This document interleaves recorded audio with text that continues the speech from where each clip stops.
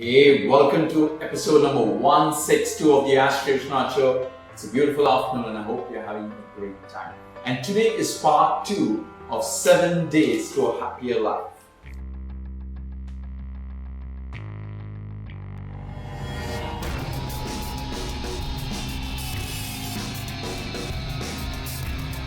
You ask questions and I answer them. This is the Ask Sri Vishwanath Show. I highly encourage you to watch yesterday's video, which is episode 161, where we talked about, we went through some wonderful stuff, where we saw that everyone is seeking happiness, and there are 4 categories of people who are seeking happiness. The first is people are happy if their peace of mind is not disturbed. So there's a certain category of people who are happy if their peace of mind is not disturbed. There's a second category who are happy if their goals are achieved. Goals could be in career, health, or relationship. And there's a third category is people are happy if they make a great impact in the world. So all these people who their happiness includes themselves and a part of others. And then there's a fourth category, which is the most interesting category. Krishna says, and they call the men and women of God. For them, happiness does not start with an if. Happiness is, and happiness for them is always a choice which is freely available. Happiness for them is a choice which is freely available and not an emotion. Very, very important. We saw that the first 3 category of people, for them happiness is an emotion, it just fluctuates. But for the fourth category, happiness is a choice which is freely available and not an emotion. And we saw that we got to learn from these 4 category of people. And we saw a beautiful story of Ramana Maharshi, where we found out the source. We got to master the source of happiness, and we saw the source of happiness is the consciousness, and this is where they went to. So I highly encourage you to watch yesterday's episode.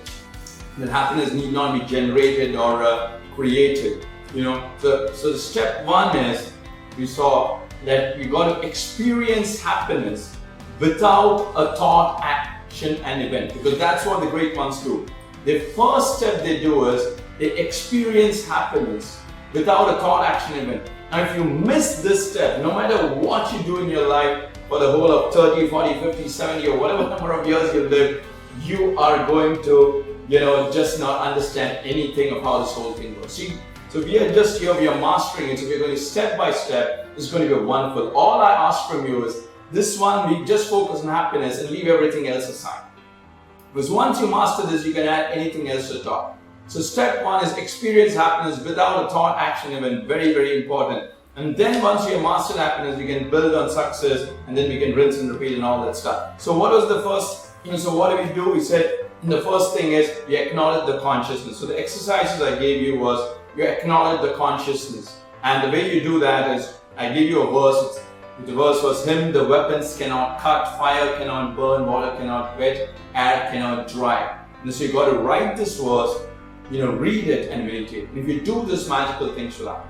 If you don't do the exercise, nothing will happen. It'll just be like of no use. So it's just 15 minutes.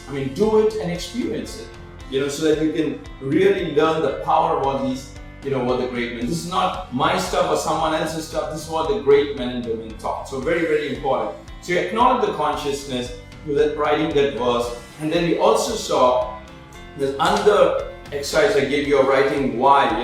Why is my mind going out? So on the right hand side you write, why is my mind going out? And on the left hand side you write, what is driving my mind in? So I encourage you to watch that episodes. And so our job in this 1 week, is to accumulate happiness. And that's what we will be, we will be accumulating happiness on the left hand side, and on the right hand side is we'll be destroying ignorance. That's very, very important.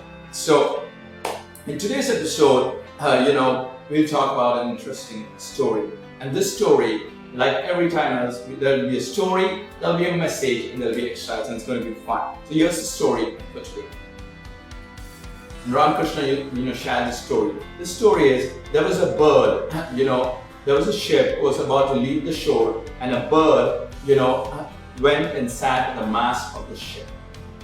It just went and sat. And then the ship, just moved into the ocean for a number of days. And then after about a week or so, suddenly the bird realized, oh my gosh, I'm sitting in this massive ship and I want to go to the shore. So the thought came to the bird that I want to go to the shore.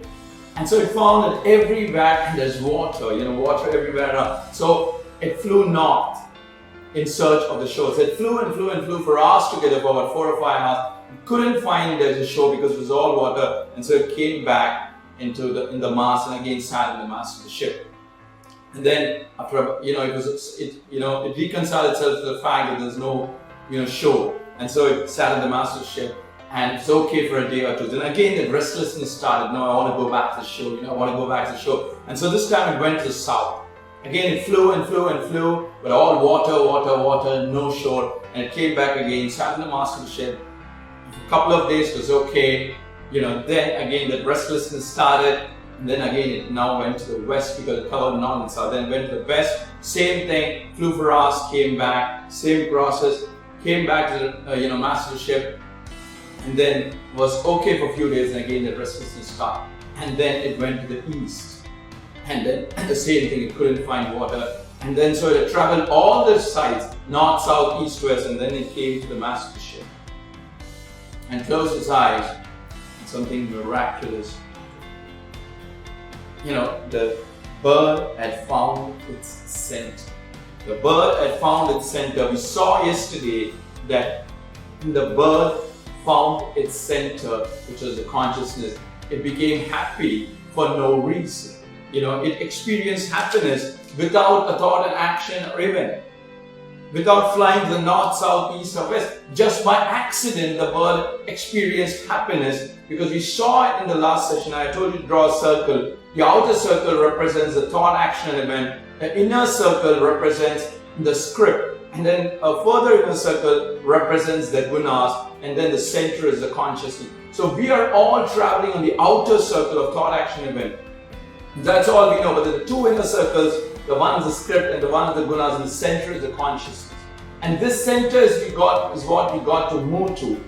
And unless we move there, everywhere is all water, just like the bird experience. Everywhere is all like emotion. So sometimes based on what happens outside, everything is going to, we are going to experience our emotions, and that is not good because we don't want fluctuating between happiness, sadness, and not really understanding how this whole thing happens. So we saw yesterday, just to recollect, the center is the consciousness, the circle around it is the guna, the impressions, and these impressions form the script, and the script then forms the outer circle of thoughts, action. So all this is all predetermined. We're just moving around the circle, just like the bird is moving east, west, north, south. All the actions appearing here are all predetermined because of the script. And then it is the gunas which form the script. And so our job is to go to the center, because once we hit the center, we get everything, everything gets reconciled and the whole lens changes.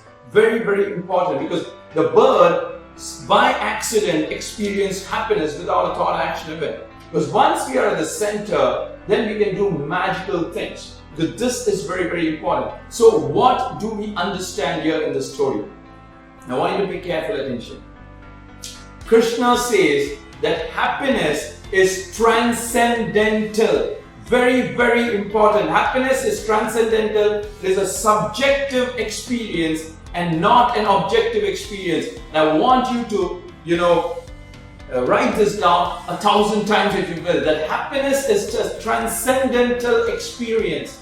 It's not an objective experience. You cannot find happiness anywhere in the circle, outside circle or the two inner circles. Happiness can only be found in the center, and it's a transcendental experience. It's a subjective experience, not an objective experience at all. Very, very important, because Krishna says further, enjoyments born out of objective contact result in pain only. They have a beginning and an end. The sage does not delight in them. Very, very important that in this outside circle has got a beginning and an end. And so the enjoyments born out of objective contact result in pain only, because you'll be attached and then you'll find pain. They result in pain only. So happiness is a transcendental experience, it's a subjective experience, and this is what the great ones mastered. See, for most of the ignorant people, like us, we fall for the objective experience of happiness, and so our happiness is always emotion. For them, happiness is always a transcendental experience, and that's why it's a choice of moving towards the center. It's a subjective experience, and it is not dependent on any objective thing. I want you to, watch this last couple of minutes, whatever number of times. Because this is the secret. And how to do it, what to do about it and all, we'll cover that later. But this is very important to nail down, that for the ignorant people, everything is an objective experience. Everything is outside, on this outside circle. And so it becomes an emotion. Everything of us is an emotion. But for the great ones, everything is a transcendental experience. It's a subjective experience. And it's got nothing to do with this damn circle.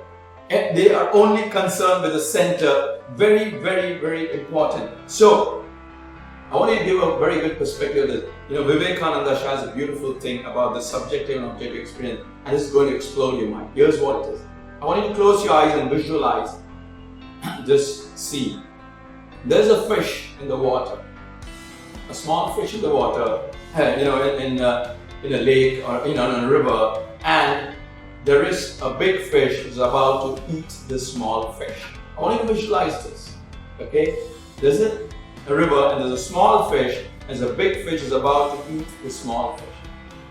Now, what could be the last thought of the small fish? Because the small fish is just about going to be eaten, just about 1 second left for the small fish to be eaten by the big fish. So what could be the last thought of the small fish? I want you to visualize and think, what could be the last thought of the small fish? Here's what Vivekananda said. The small fish did not want to change the river, nor, want the big fish to go away. The small fish's only dream was to become a bird. You see, the small fish wanted to become the bird. That was the last thought of it. Because if it became a bird, it could just fly away, it could just move away from this whole thing. So Vivekananda says change is always subjective. The small fish did not want to change the river. It did not want to change, the big fish, want to destroy the big fish or anything like that. It did not want to destroy the big fish. It did not want to change the course of the river, nothing. All it wanted to do was change was in itself. The change was subjective. It wanted to become a bird. Very, very, very important that the fish change is always and always and always subjective, never objective. It's an illusion. And so very, very important that you got to position yourself as a small fish and not look at it as saying, I want to change this course of the river, I want this to change, I want a thought to change, action to change, the event to change, I want this to change. No, you don't want this to change at all. That's none of your business. It's none of our business. Alright? For us, it's very important that change is subjective. It's a transcendental experience. We got to put, just by positioning yourself in the center, everything changes. So very, very important, because here is the thing. You see, happiness is flowing all the time, the great ones say, from this consciousness. It's flowing all the time. But because we are identified with this outer circle of thought, action, event, we miss the whole thing. So, our job is to focus only on happiness. See, even when you're moving in this outer circle, Krishna says, even when we are moving in this outer circle, happiness is always following us. You see, happiness is always following us, even in misery, sadness, frustration. Can you imagine that? Because this center is always, having this beautiful flow of happiness. But because we are identified with this, we just miss it because we take the entire nature of the thought, action, and event. So this is very, very important, that happiness is always flowing and our job is to just move towards the center. Now I want you to write this down. Very, very important. Okay, I want you to take a notepad. See, the first thing is, last time we saw, I want you to draw the circle every single day. There's three circles in one center, then one verse and the why exercise. And I want you to write this. So I want you to take a notepad and pen, and I'll wait for 5 seconds. Alright? So I want you to write this down. I might be angry, but that does not mean I am not happy. You see, angry is an emotion. I might be angry, but that does not mean I'm happy. So you might be angry in the outer circle, but that does not mean I'm not happy. You want to write that down. So you got to distinguish. You can be angry, but there is something which is happy even when you are angry. You see? So the second is, I might be fearful, but that does not mean I am not happy. And the reason why is, you might be fearful because of the things happening in the outside circle, but that does not mean I am not happy. Because you're always happy. Very, very important. I might be sad, but that does not mean I am not happy. I might be sad on the outer circle, but that does not mean I am not happy. It's a choice for all. It's a choice. Just look at it, how wonderfully good. I might have sinned, but I might have sinned in the outer circle, but that does not mean I am not happy. Very, very important. Just a choice. You see how wonderfully it goes? And you can keep filling that thing. I might be frustrated, but that does not mean I'm not happy. I might be frustrated in the outer circle, but that does not mean I'm not happy. Because happiness is always a choice of moving toward the center. I might hate someone, but that does not mean I'm not happy. So what does it mean? The moment you write these things again and again, any fool will also know that I don't want to be at this emotional level. I want to be here. Because who wants to hate or do all this nonsense? You see, so automatically by writing this and making this distinction between the emotion and the choice, we automatically become happy at all times. You know that happiness is always there, even in misery, in the outer circle, because it's just that we're identifying itself. So I might be going through a rough phase in my work or career or money, but that does not mean I'm not happy. You see, very, very important. It's a choice. And the moment you take your position here, you become powerful and peaceful. Very, very important. You just got to master this. The subjective experience. It's transcendental. Don't fool yourself by, because you're hovering around the circle that, whatever, impulses the circle which send me, that is the impulse I will know. Your impulse should always be happiness. Always hammer, hammer, hammer, hammer, hammer.